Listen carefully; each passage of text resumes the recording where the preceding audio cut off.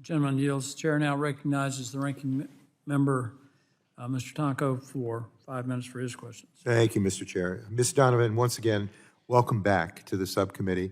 I appreciate your passionate appeal to this group. I don't expect you to have followed all of our activities since you last testified, but one issue that has been coming up recently is discussion around reauthorizing TUSCA. Now, there are industry groups that have been critical of how the Lautenberg Act changed TUSCA's new chemicals program.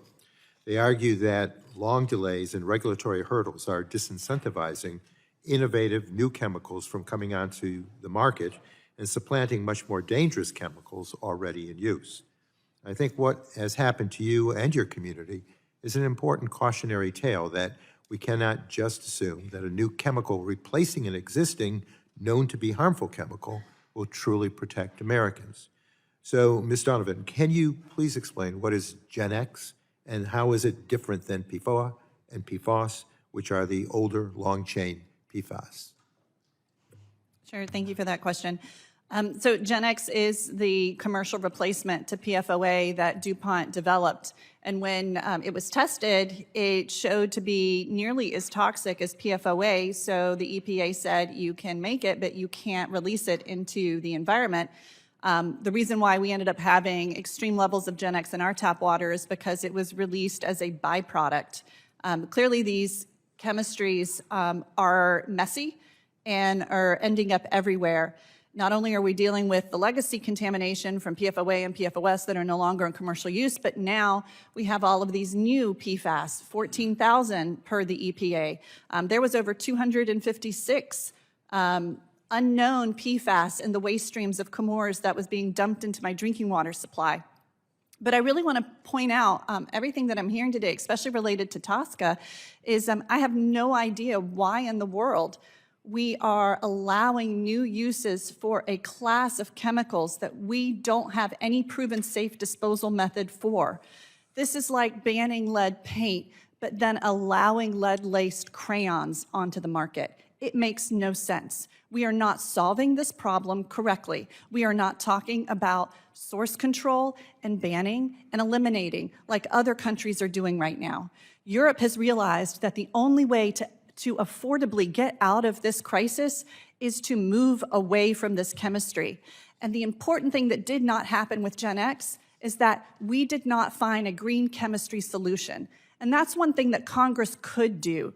Congress could demand that any substitute to a known toxic chemical must meet green chemistry principles before they're ever allowed to make it into the market and be a viable substitute. Because if we're going to talk about the ability to have new retail space, we need to make sure that we actually have a workforce that can show up to work not sick, or that can actually even afford to go shopping. Because like my friend Kara, she's spending 2 days a week driving 4 hours just to get treatment for her stepdad. That is not a quality of life, and that are not resources that she's able to go shopping with. So I think it is fair to characterize the prevailing belief that shorter chain PFAS present a lower risk than long chain PFAS, but safer doesn't mean safe.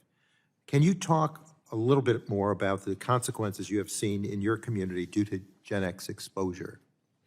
Well, everything that I'm hearing about Gen X, and again, I am not a scientific expert on this, so you can fact check me, but everything that I'm hearing from the scientists are saying that Gen X is now turning out to be just as toxic. The only difference is Gen X doesn't bioaccumulate in the body nearly as much as PFOA did. So, we have to really understand toxicity. Just because it doesn't bioaccumulate doesn't mean it's harmful.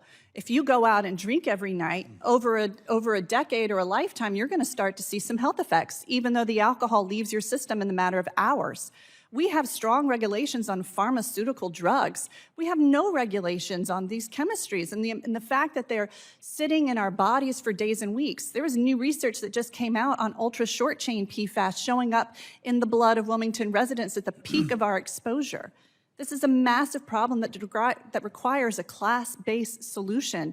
We are not talking about the current problem, the 21st century problem. We are talking about decades-old problem.